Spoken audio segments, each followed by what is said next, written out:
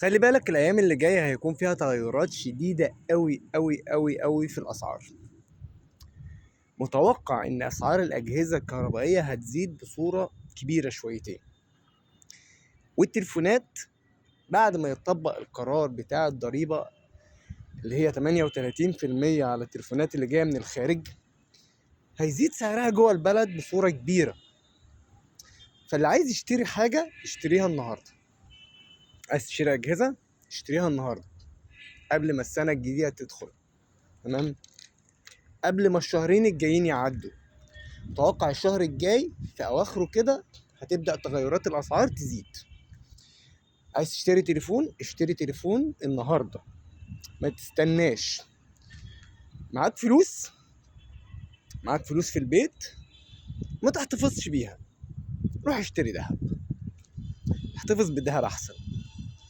مش هقول لك هات دولار والكلام ده، لا بلاش دولار خالص، لان الدولار لو انت رحت جبت دولار هتساعد ان السوق السوداء ترجع تاني وسعر الدولار يزيد بصورة اكبر مما هو متوقع، وانت هتسبب ازمة في البلد. فالافضل انك تشتري ذهب، ما تجريش على الدولار. اللي ينصحك يقول لك اشتري دولار ما تسمعش كلامه.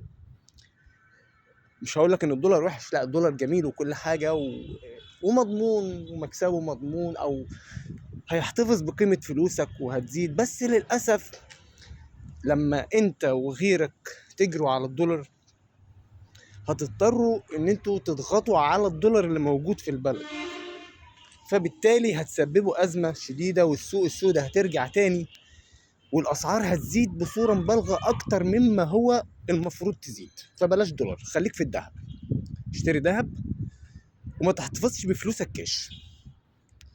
ده مجرد تحوط،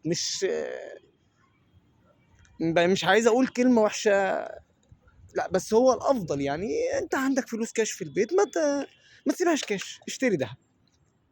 محتاج تشتري اجهزه اشتري النهارده، ما تستناش لبكره.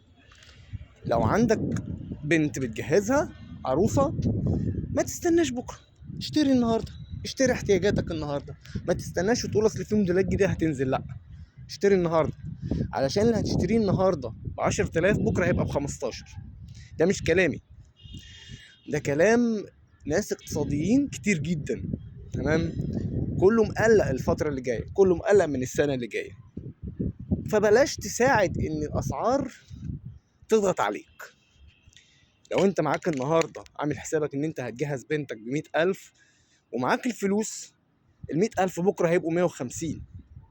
فليه تستنى بكره؟ اشتري النهارده وربنا يعديها على خير، وربنا يجعلها سنة سعيدة والتوقعات تخالفنا يا رب، والدنيا تهدى. احنا عايزين ايه؟ احنا عايزين الدنيا تهدى.